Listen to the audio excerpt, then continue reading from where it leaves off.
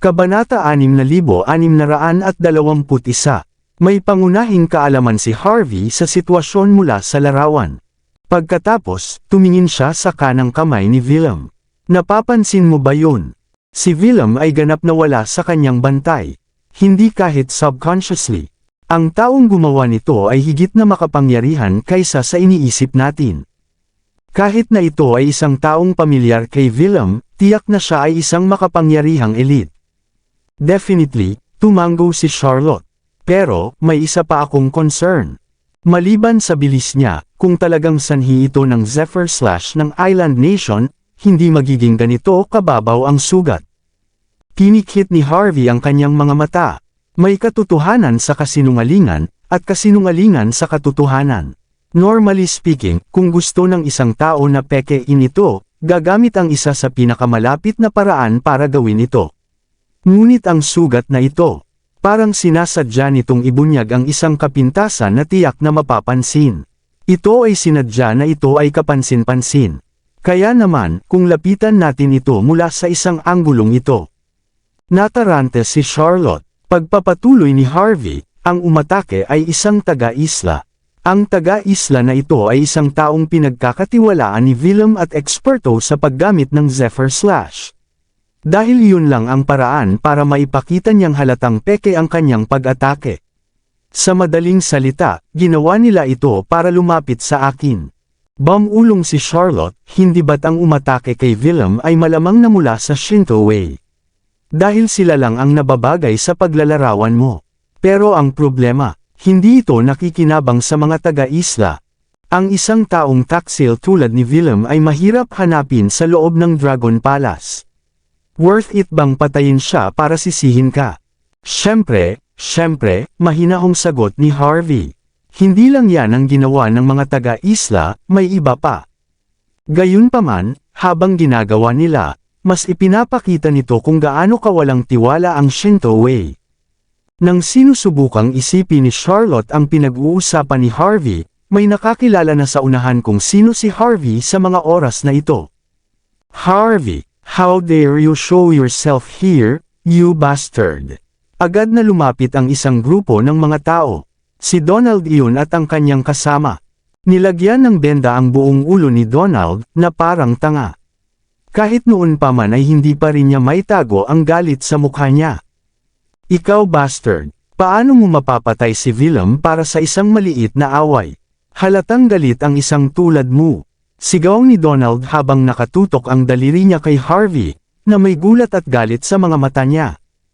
And you dare show yourself in the hospital after killing him. Sa tingin mo ba wala kaming magagawa sa iyo dito at ngayon? Mga tao, tulong, hulihin ang mamamatay tao na ito. Ihahandog namin siya sa kay Willem para sugpuin ang kanyang espiritu. Lumakad si Liza at ang iba pa na may layuning pumatay. Inilabas nila ang kanilang mga sandata mula sa kanilang mga kaluban at itinutok ito kay Harvey. Halata namang ibababa na nila si Harvey. Tahimik na nakatayo doon si Harvey habang nasa likod ang mga kamay. Samantala, nagdilim ang ekspresyon ni Charlotte. Enough! Naiintindihan mo ba na hindi mo basta-basta maaakusahan ng isang tao na ganyan? Donald, ikaw ay mula sa bansa A. Ngayong narito ka mula sa iyong tinatawag na kulturang bansa, dapat mong maunawaan ang isang bagay na simple. Kailangan mong magbigay ng patunay para sa lahat upang matukoy ang krimen ng isang tao. Kinausap ni Charlotte si Donald na may malamig na titig. Para pagbintangan mo ang ating kinatawan na si Harvey ng pagpatay ng walang anumang katibayan, paninirang puri ang ginagawa mo. Naiintindihan kong nagagalit ka dahil nawalan ka ng matalik na kaibigan, kaya hindi kita sinisisi sa mga kabalbalan mo. Ngunit kung mangyari ito muli, huwag mong sabihing hindi kita binalaan. Sinabi yun ni Charlotte at inilagay ang kanyang kamay sa hilt ng kanyang espada, na para bang handa siyang lumaban kung ayaw nilang umatras. Matapos gawin ito ni Charlotte, maraming figure ang lumitaw sa buong ospital. Halatang lahat sila ay enforcer student mula sa alyansa. Nang makita nilang marami pang tao si Charlotte, galit na galit si Donald at ang mga kasama nito. Pinandilatan nila ng masama si Charlotte, na parang gustong umatake, ngunit piniling huwag dahil mas maraming tao si Charlotte sa kanyang panig. Nang makita ni Donald na pinigilan sila, naramdaman na lang ni Donald na napahiya sila. Naging awkward din ang buong eksena. Huminga ng malalim si Donald at itinuro si Harvey at sinabing, "Charlotte, habang ang lahat ay nangangailangan ng patunay, alam niya kung ano ang ginawa niya. Alam na ng lahat dito ang nangyari kahapon. Hindi lang gusto ni Harvey na patayin si Willem, pero gusto niya rin akong patayin, di ba? Ang totoo ay maswerte lang ako, at nanatili ako sa ospital. Napakaraming security officer at security camera. Kaya nga ligtas ako, tama ba? Kung hindi, patay na rin ako. Not to mention that, kahit na hindi natin pag-usapan ang ganoong hypothetical na sitwasyon, alam ng lahat sa Walls Inn na si Willem ay palaging palakaibigan sa sinuman, at ang tanging taong nakakasama niya ay si Harv lately." Pagkatapos, desididong sinabi ni Donald, "Kaya kahit paano ko e-analyze ito, maging ito ay mula sa loika o mula sa isang emosyonal na pananaw, ang pumatay sa kanya ay ikaw, Harvey. Kahit na hindi mo ito ginawa sa iyong sarili, ito ay dapat na isang taong inutusan mo." Nagsimula pang ang kumabog ng dibdib si Donald na para bang siya si Sherlock Holmes. Lahat ng tao sa paligid ay tumitig kay Harvey na may kakaibang tingin nang marinig nila ang mga pahayag ni Donald. Hindi nila inaasahan na ang isang kabataan ay makakapatay ng isang taong kasing tanyag ni Willem. Ang 12-dosenang mga matataas na tao mula sa Dragon Palace ay may madilim na ekspresyon sa kanilang mga mukha, na para bang papabagsakin nila si Harvey. Malinaw, sa isang maling galaw, ang mga mula sa Dragon Palace ay mag-uutos sa kanilang mga tauhan na dalhin si Harvey pababa. May gustong sabihin si Charlotte, pero winigiwi ni Harvey ang kamay niya. "I know you're stupid, Donald. But I didn't expect you to be this stupid. How can you be so rude to claim that I murdered without any proof? What, you think I can't accuse you of murdering him?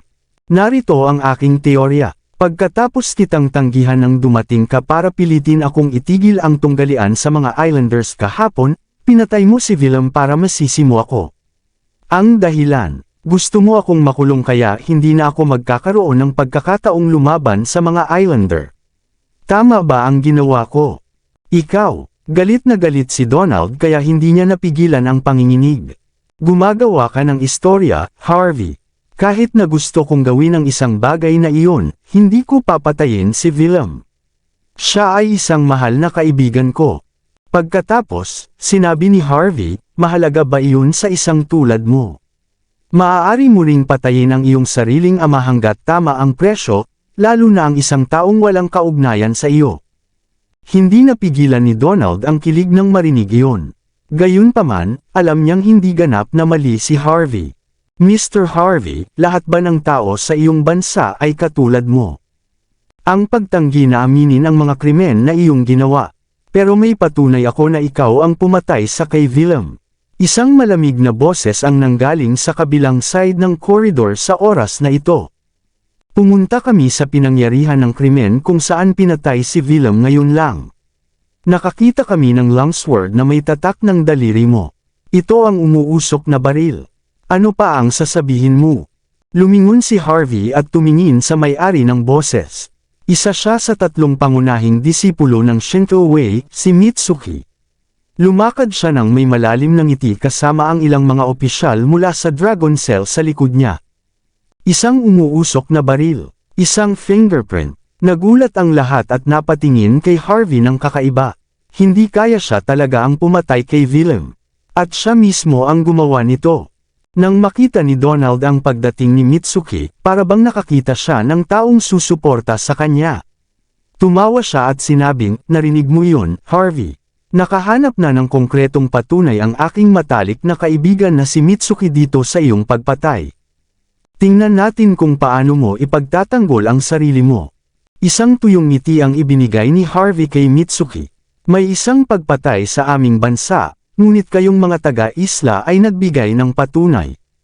Nagbibiro ka ba? O sa tingin mo ba ay lahat ng tao ay kasing tanga mo at paniniwalaan ang lahat ng sinasabi mo?" Nang marinig ni Mitsuki ang sinabi ni Harvey, ay napangiti siya. Stop fighting. There's justice and evil in this world. Bilang kinatawan ng hustisya, lagi nating maaalis ang kasamaan at itaguyod kung ano ang tama saan man tayo naruroon. May problema ba dyan? Mga taga-isla, katarungan. Isang tawa ang pinakawalan ni Harvey. Mukhang mas madali ang buhay para sa mga walang kahihiyan sa mundong ito. Fine, I'll treat you islanders the same as those from country A, trying to bring justice to the world. Pero ang problema, dinalhan mo ako ng longsword dito at sinabi mong umuusok na baril. Nagbibiro ka ba? Don't tell me na hindi mo alam na madali akong makapagbigay ng ganyang ebidensya. Isang malamig na ngiti ang ibinigay ni Mitsuki. Tama na, Harvey. Alam ko na kung ano ang sasabihin mo. Kaya nga sinasabi ko sa iyo ngayon, nang pumunta ang aking mga tao upang maghanap ng anumang ebidensya sa parke, dinala namin ang mga opisyal mula sa Dragon Cell. Hindi lamang namin nakita ang dugo ni Willem sa talam, ngunit natagpuan din namin ang iyong mga fingerprint. Tinanggap ng Dragon Cell ang patunay na ito. Tapos, nagyabang si Mitsuki. Harvey, ang mga tama ay makakakuha ng sapat na suporta, habang ang mga mali ay hindi. Wala akong pakialam kung sino ka, at wala akong pakialam kung gaano ka ka-impluwensya, ang mga pumatay ay dapat magbayad. Nang tingnan ni Harvey kung gaano kabait na si Mitsuki na nagsisikap na ipakita ang kanyang sarili, hindi siya sigurado kung paano magre-react. Samantala, agad na binigyan ni Donald ng thumbs up si Mitsuki at sinabing, tulad ng inaasahan mula sa isa sa tatlong pangunahing disipulo ng Shinto Wei, si Mitsuki.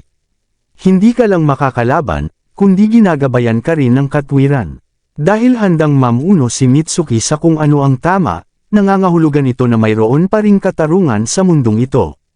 Nangangahulugan din na sa bansa H, ang mga may kapangyarihan ay mapaparusahan pa rin. Pagkatapos, binigyan ni Donald si Harvey ng isang kampante ng ngiti, at pakiramdam na kailangan ng sumuko si Harvey kahit tumanggi siya. Kumunat ang noo ni Charlotte nang makita ang nangyayari. Ang mga taga-isla ay kilala sa kanilang partikularidad. Hindi sila kailanman kikilos ng padalos-dalos bago nila makuha ang lahat ng ebidensya. Gayunpaman, mula sa reaksyon ni Mitsuki, posible kayang si Harvey ang talagang pumatay kay Willem. Ngunit agad na naramdaman ni Charlotte na imposible ito. Para sa isang tulad ni Harvey, kung talagang may laban siya kay Willem, hahawakan niya ito on the spot. Hindi siya tatama sa kalagitnaan ng gabi para patayin ang kanyang target. Hindi yun ang estilo ni Harvey. Hindi banggitin, sa pagkakakilanlan at katayuan ni Harvey, kung talagang gusto niyang patayin si Willem, madali niyang magawa ang iba para sa kanya. Hindi na kailangang gawin ito ng personal, tama ba? At pagkatapos, maginhawa niyang iniwan ang gayong ebidensya. Ito ay hindi magkaroon ng kahulugan sa kanya sa lahat. Sa sandaling sumagi sa kanyang isipan ang pag-iisip na iyon, dumilat si Charlotte at sinabing, Miss Mitsuki Fujiwara, di ba? Wala akong pakialam kung narito ka talaga para itaguyod ang hustisya, ngunit kung mayroon kang ebidensyang magpapasya, pagkatapos ay ipakita mo ito. Kung hindi, itigil ang pagyayap-yap. Isa pa, gusto mong sisihin si Mr. Harvey sa isang fingerprint lang. Hindi ba't lahat kayo ay nakakatuwa iyon? Naningkit ang mata ni Mitsuki habang nakatingin kay Charlotte. Ngumisi siya. Don't worry, since I'm here, of course I've made complete preparations. Do you think I'll come without any evidence? Since I'll be humiliating the entire Shinto Wei and the island nation if I don't. That's why, Lady Enforcer, seeing that you and I have met a few times, here's a reminder for you. Hindi mo dapat ibigay ang lahat ng mayroon ka sa isang lalaking lumabas nang wala sa oras. Isa ka rin sa Sacred Martial Arts Training Grounds. Huwag mong sirain ang iyong sarili para sa isang lalaking dumating at kinaladkad pa ang paaralan mo sa lupa kasama mo. Are you telling me how to do my job? Malamig na wika ni Charlotte. A mere Shinto Wei, since when you have the right to teach us how to do our job? Don't let me find out that the Shinto Wei has pinned the blame on Mr. Harvey. Otherwise, kahit walang interes si Mr. Harvey sa paghihiganti, gagawin ko. At sisiguraduhin kung patay kayong lahat bago ako matapos. Alam kong ang Shinto Way ay ang pinuno ng 6 martial arts school sa isla na bansa, ngunit ang Sacred Martial Arts Training Ground ay hindi rin para sa palabas lang. Isang hakbang pasulong si Charlotte. Agad na bumungad ang kanyang aura. Sa sandaling maramdaman ni Mitsuki, Donald, Liza, at iba pa ang aura ni Charlotte, pinikit nila ang kanilang mga mata. Nakatuon silang lahat kay Harvey at hindi pinansin si Charlotte noon. Pero halata sa kanila ngayon na hindi ordinaryo ang babaeng ito. Hindi maisip ng isang regular na Joe ang kapangyarihan na mayroon siya. Maraming salamat sa lahat ng sumusubaybay. Please subscribe and follow my YouTube and Facebook channel, Filipino Novel. Maraming salamat po. Kabanata 6625. Hindi inaasahan ni Harvey na handang ipaglaban ni Charlotte ang Shinto Way para sa kanya hanggang sa huli. Gayunpaman, ayaw niyang ipaglaban siya ni Charlotte ngayon. Nakatingin sa mga taong nagkukumpulan sa kanilang paligid, na nangangati na makipag-away at ang mga tao mula sa Dragon Palace. Pagkatapos ay napansin niya ang malalim na ngiti ni Mitsuki. Napabuntong hininga si Harvey. Wala siyang pakialam na labanan ang mga Islanders dito. Ngunit kung nakipaglaban siya sa mga taga-Dragon Palace dahil sa kanya, kahit na sino ang manalo, isang kahihiyan kung kumalat ang balita tungkol dito. Itinaas ni Harvey ang kanyang kanang kamay at sinabing, Charlotte, hindi na kailangang makipag-away dito. Hindi ba sinabi ni Mitsuki na mayroon siyang sapat na ebidensya hanggang sa puntong kasama niya ang mga opisyal mula sa Dragon Cell?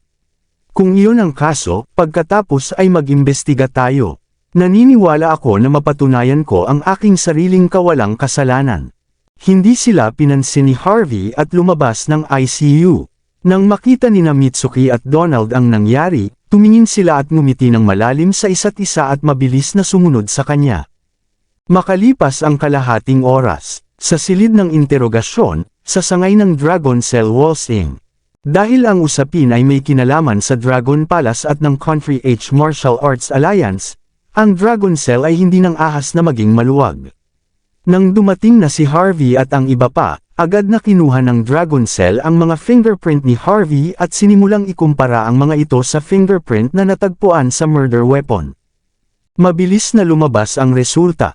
Ang fingerprint sa murder weapon ay nagmula sa kaliwang hintutulo ni Harvey. Kumunot ang noo ni Harvey.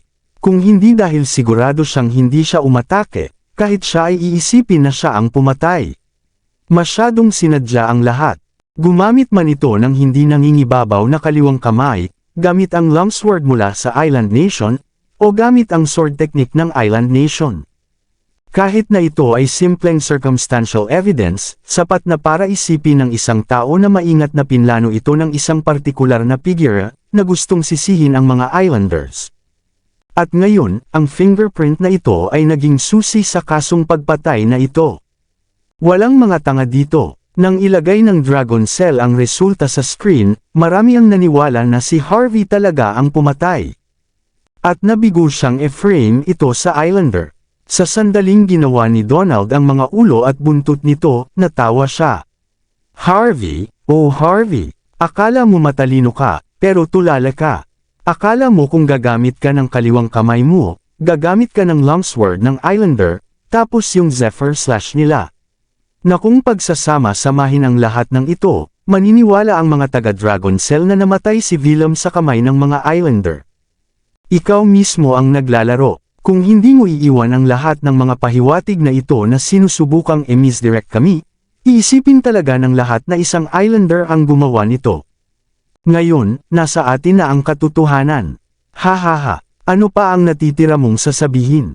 Tumanggo din si Mitsuki. Maaari kong sabihin sa iyo kung bakit kailangang makialam kaming mga taga-isla dahil lahat ng ebidensya ay tumuturo sa aming mga taga-isla. Ngunit kaming mga taga-isla ay naniniwala sa chivalry, mahilig kaming makipaglaban ng harapan, at hindi kami kailanman pumapatay ng iba, kaya't kami ay nakikialam sa pagsisiyasat na ito upang ang iba ay hindi magsisi sa amin. Ngayong nasa amin na ang lahat ng ebidensya, bakit hindi ka nalang sumuko? Napatingin si Mitsuki kay Harvey sabay ngisi. Kalmadong sagot ni Harvey, Unang-una, wala akong interes na e-frame kayong mga taga-isla. Kasi logically speaking, ang mahina ang mag-frame ng malalakas. Sa paningin ko, lahat kayong mga taga-isla ay wala. Wala man lang kayo sa radar ko. Pangalawa, kung gusto ko talagang patayin si Willem, magiging tanga ba ako para patayin siya pagkatapos lang naming magkagulo noon? Hindi ba ako makapaghintay ng ilang araw pa? Pangatlo, nagpakita ka ng fingerprint at sinabi mong malinaw ang lahat ng ebidensya. Pero pwede mong kunin ang fingerprints ko sa tirahan ko at sa opisina ko. Pang-apat, ginamit lang ninyong mga taga-isla si Donald at Willem para takutin ako, kaya ipapasuko nila ako sa tunggalian. Pero kapag nabigo iyon, bigla akong mapagbintangan na mamamatay tao, na para bang makukulong ako anumang oras. Masyadong maraming nagkataon. Naniniwala ako na ang pumatay kay Willem ay taga-Island Nation, para ma-frame mo ako. Kami, tini-frame ka, sabi ni Mitsuki na parang lahat ng iyon ay katawa-tawa. Hindi ka ba masyadong mapangahas? Nagkaroon nga kami ng tunggalian, ngunit kami, ang Shinto Way, ay may kumpiyansa na madali kang papatayin. Hindi na kami makapaghintay na talunin ka sa tuktok ng Forbidden City, kaya't lubos kang mapahiya. Hindi na namin kailangan na e-frame ka. Kung makukulong ka, mawawalan kami ng pagkakataong ipahiya ka at ang Country H Martial Arts Alliance ng lubusan.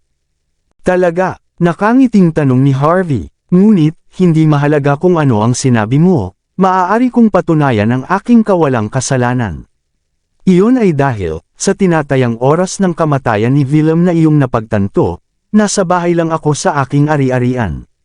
Maraming mga security camera, at maaari nilang ipakita sa iyo na naruroon ako, na nagbibigay sa akin ng alibay. Maaari mong suriin ito anumang oras na gusto mo. Ang kamera ng seguridad ng iyong ari-arian. Sinubukan ni Mitsuki na hindi humagalpak ng tawa. Can you please try not to make me laugh? With the tech we have right now, you can fake as many videos as you want, especially when you own them. That things can't prove your innocence unless you have a witness. Isang saksi, naisip ito ni Harvey.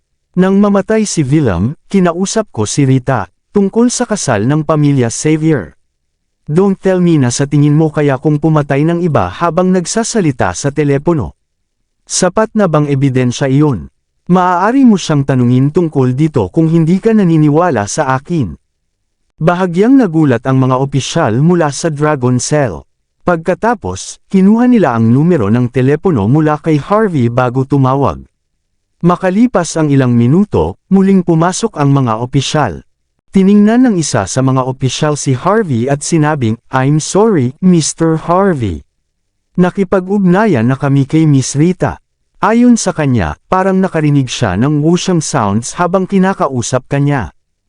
Pinaghihinalaan namin na ikaw ay nakikipaglaban o gumagawa ng paraan kung saan. Ibig sabihin, ikaw pa rin ang pinakamalaking sospek sa amin. Tulad ng pagkakakulong ni Harvey dahil sa testimonya ni Rita, bumalik si Donald sa kanyang mansyon na may nakalulugod ng ngiti. Habang siya ay nanirahan sa ibang bansa, marami siyang asset sa Wall Street. Sa isang banda, ito ay upang kumita ng kaunting pera. Sa kabilang banda, ito ay upang magkaroon ng isang lugar upang manatili. At ang paborito niyang lugar ay ang Arcadia Garden na matatagpuan sa ikatlong gilid ng Wall Street. Hindi ito maluwang at may 3 patio, at medyo luma na ang arkitektura, na parang ilang dekada nang hindi na-renovate. Iyon ay sinabi, ang disenyo ng Arcadia Garden ay medyo luma, ngunit lahat ng mga antigo, mga palayok, mga estatwa. Lahat ng mga ito ay medyo mahalaga. Kung ang isa ay mininirahan sa isang lugar na tulad nito, walang alinlangan na mawawala ang kanilang sarili sa isang buhay ng pagkabulok, at pagiging puno ng kanilang sarili. Sa oras na ito, may nagtulak pa bukas ng pinto sa Arcadia Garden na may langit-ngit. Pagkatapos, pumasok si Donald sa estate na may kasiyahang ekspresyon, na nakaupo sa sofa sa sala. Ha, what a show! Hindi ba masyadong bombastic si Harvey na iyon? Hindi ba siya masyadong mabigat sa kamay? Ngunit sa huli, siya ay ikinulong ng Dragon Cell sa kanilang kulungan. Ang bilangguan ng Dragon Cell ay hindi kailanman naging mas malakas sa buong kasaysayan nito. Walang sino man ang makakatakas kapag nasa loob na sila. Liza, bilasan mo, buhusan mo ako ng ilang baso ng alak. Gusto kong uminom hanggang malasing ako. Bakas sa mukha ni Donald ang saya, na para bang nakalimutan niyang may benda pa rin ang mukha nito. Ang pangunahing layunin niya sa pagbabalik sa Walls Inn sa pagkakataong ito ay pigilan si Harvey sa labanan sa kabilugan ng buwan.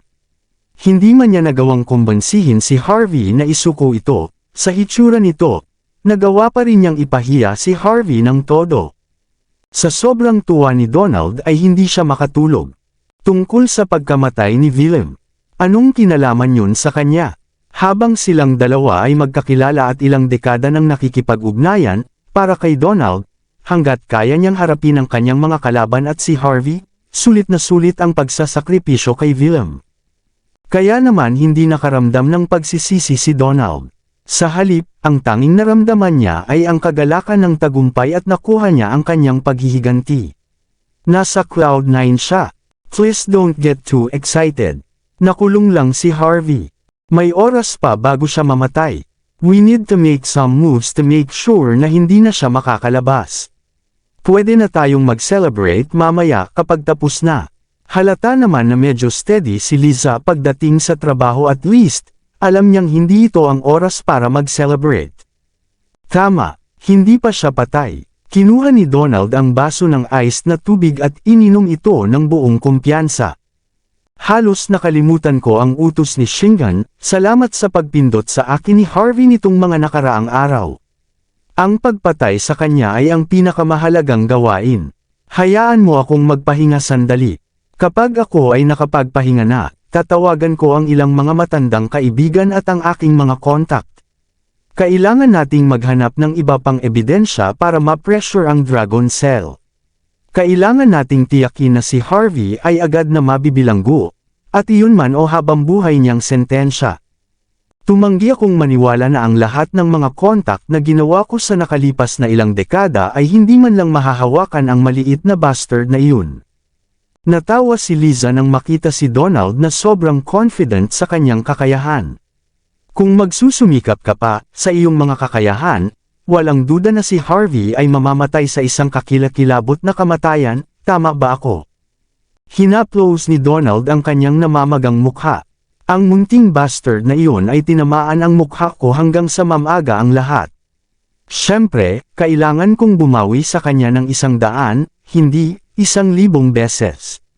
Kung hindi, ang lahat ng sakit at kahihiyan na ito ay magiging walang kabuluhan.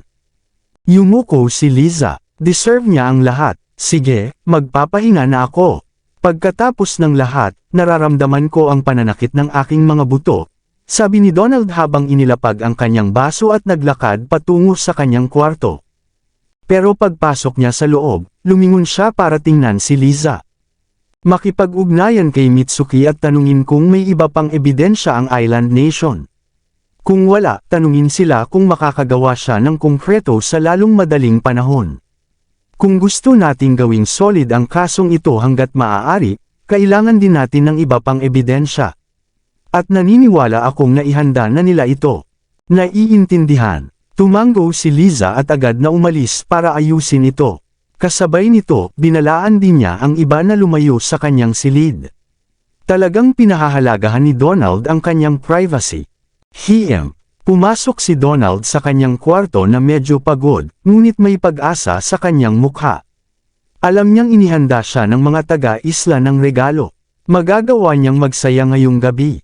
Gayunpaman, sa sandaling pumasok siya sa silid, tumayo agad ang kanyang mga balahibo.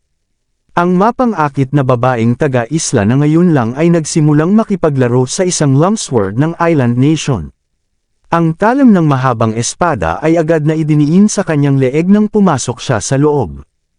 Baby, ano ka ba? Medyo natuyo ang boses ni Donald. Mahal kong elder, may mga salita ang aking Panginoon para sa iyo. Ang sabi niya ay mangangailangan siya ng isa pang serbisyo mula sa iyo. Walang alinlangan na mauunawaan mo ito dahil napakatapat mo sa Island Nation. Dahil doon, itinulak ng babae ang talam pasulong. Ang ekspresyon ni Donald ay naging gulat ng likas na gusto niyang umatras. Shingen Tokugawa, pinagtaksilan mo ako, ikaw. Gayunpaman, bago natapos ni Donald ang kanyang pangungusap, ang kanyang katawan ay nanlamig. Nakahiwa na ang talam sa kanyang lalamunan.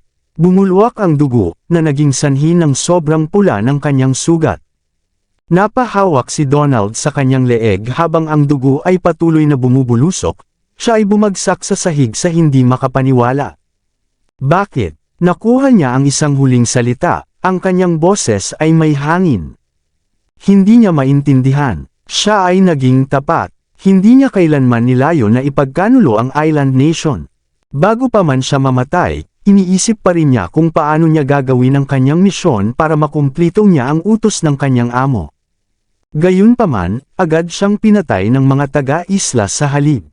Wala itong kabuluhan. Walang partikular na dahilan, tinanggal ng babae ang maskara na gawa sa balat ng tao sa kanyang mukha, na nagpakita ng isang magiliw na ngiti. Sabi ng amo ko, nakakasawa kung makulong na lang si Harvey. Ang iyong kamatayan ay mag-uudyok sa lahat ng tao sa paligid mo na gawin ang kanilang makakaya. At ang kanilang mga pagsisikap ay magtutulak kay Harvey sa kailaliman ng kalaliman. Nagkita tayong muli, Harvey. Ano, sa tingin mo ba ang fried chicken ng Dragon Cell ay sa iyong panlasa, kaya pumasok ka para mamasyal dito? Kasabay nito nang pinapatay si Donald, pumasok si Jesse sa silid ng interogasyon ng Dragon Palace at pinanood si Harvey na nasasarapan sa kanyang pritong manok na may bakas ng kawalan ng kakayahan sa kanyang mukha. Ayaw ko, ngunit nakuha nila ako ng ilang konkretong ebidensya, kaya wala akong pagpipilian, sabi ni Harvey habang ibinababa ang kanyang tinidor bago bumaling kay Jesse. Mayroon akong ilang mga bagay na nais kong itanong sa iyo, ngunit medyo mahirap kang hawakan. Ngunit sa palagay ko ay medyo madali kang makita dito, kaya pumasok ako. Mga tanong para sa akin. Natatarantang tanong ni Jesse. Kaya pala nandito ka. Ano pa? Sabi ni Harvey sabay kibat ng balikat. Ay, tama. Gusto ko rin makita kung tuluyan ng bumagsak ang Walls Inc.'s Dragon Cell at kung kaya pa nilang panindigan ang kanilang hustisya at patunayan ang katalinuhan ng mga inosente. Kung hindi mo mapapatunayan na wala akong kasalanan sa pinakamaikling posibleng panahon, naniniwala ako na ang Dragon Cell, bilang isa sa 4 na haligi, ay tuluyan ng bumagsak. Ibig sabihin, hindi na kailangang umiral ang isang organisasyong tulad nito. Sa sinabi ni Harvey ay kinuha niya ang tasa ng kape sa mesa at humigop ng may kalmadong ekspresyon. Napabuntong hininga si Jesse. Maraming pagkakataon na naniniwala ako na mas makikinabang ang Savior kung handa kang pakasalan ng maayos ang nakababatang kapatid ko. Kumunot ang noo ni Harvey at malamig na sumagot, which means alam mong ikakasal na si Ivan kay Shingen. And you've received my message that I asked Rita to send you. Tumango si Jesse. Hindi lang ako ang nakakaalam. Alam na ng buong pamilya Savior. Alam din ng mga taga-isla. Pero ngayong nandito ka na, hindi ka na makakalabas sa loob ng maikling panahon. Kinuwente ko, at sa oras na makalaya ka, tapos na ang kasal, at mamimiss mo pa ang oras ng duel mo sa Islanders. Biglang ngumiti si Jesse. Siyempre, magandang bagay siguro iyon. Nakita ko kung gaano kalakas si Shingen. Baka hindi mo pa siya kayang harapin at manatiling hindi nasaktan. Ang reputasyon ng Country H Martial Arts Alliance ay ganap na masisira kapag natalo ka. Hindi ito makakabuti sa ating bansa. Pero ngayong may dahilan ka na para umiwas sa tunggalian, walang makapagsasabi kung kumalat ang balita. So, here's a word of advice, Harvey, hinampas ni Jesse ang mesa. Wait here quietly. Don't kick up a storm. Once it is almost time, I will handle your bail procedure. This is for your own good and also for our country. Maghintay na maging tahimik. Nakangiting sagot ni Harvey. I'm no match for Shingen. For my own good. For this country's sake. Jesse, can you even believe what you just said? Una sa lahat, hindi ko pinatay si Willem.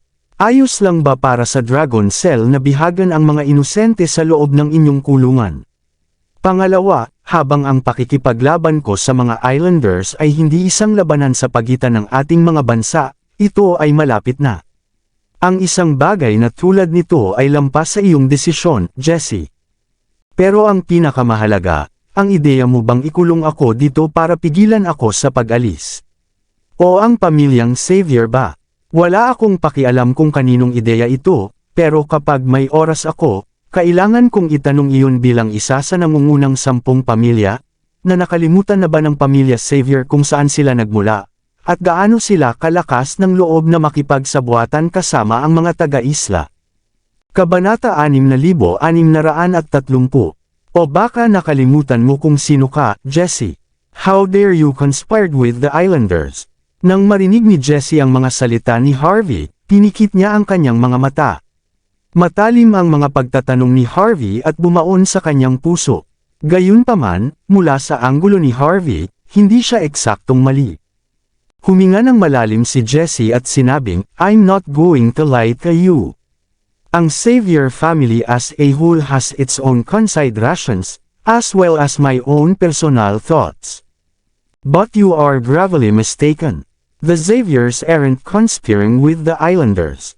However, we simply don't want you to go to our family and mess things up before Yvonne married. So, Harvey, stay here.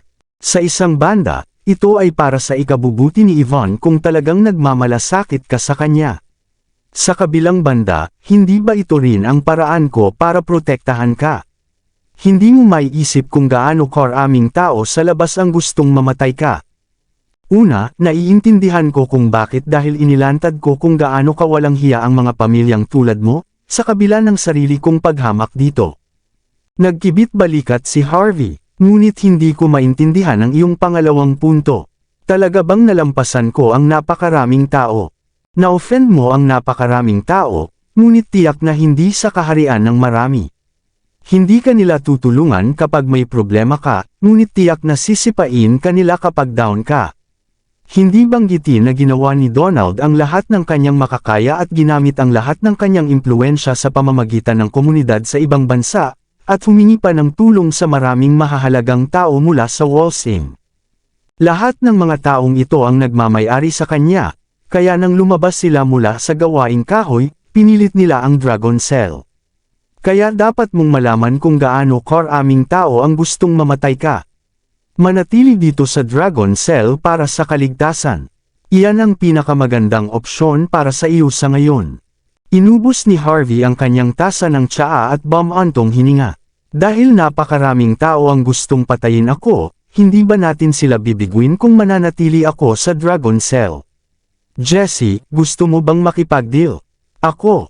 Nang pag-usapan pa lang nina Harvey at Jesse ang kalagayan ng kanyang paglaya, tumunog ang telepono ni Jesse. Sumimangot si Jesse at kusang kinuha ang telepono at sumulyap sa screen. Halata sa kanyang mga mata ang pagkagulat. At saka, hindi siya mapakali na nasa harapan niya si Harvey. Mabilis niyang kinuha ang telepono. Ano yun? Anong nangyari? Muling nagdilim ang ekspresyon ni Jesse nang biglang may nagpaliwanag sa kanya mula sa kabilang panig. Ano? Patay na rin si Donald Ward. At namatay siya sa eksaktong kaparehong paraan tulad ni Willem. Namatay siya na parang pinatay siya ng isang Islander. Pero hindi. Tumingin si Jesse kay Harvey at hindi sigurado kung anong uri ng ekspresyon ang ipapakita. Sa modus operandi, mukhang si Harvey pa ang nasa likod nito. Ngunit ang problema ay nanatili si Harvey sa kulungan ng Dragon Cell sa lahat ng oras na ito. Na ang ibig sabihin ay hindi lamang si Harvey ang may perpektong alibay, ngunit mapapatunayan din ito na hindi niya pinatay si Willem. Nangangahulugan ito na maaaring makalaya si Harvey mula sa bilangguan ngayon. Sa sandaling ito, kahit si Jesse ay medyo nalilito sa kabila ng kanyang kasanayan sa pagpaplano ng mga malalaking estratehiya.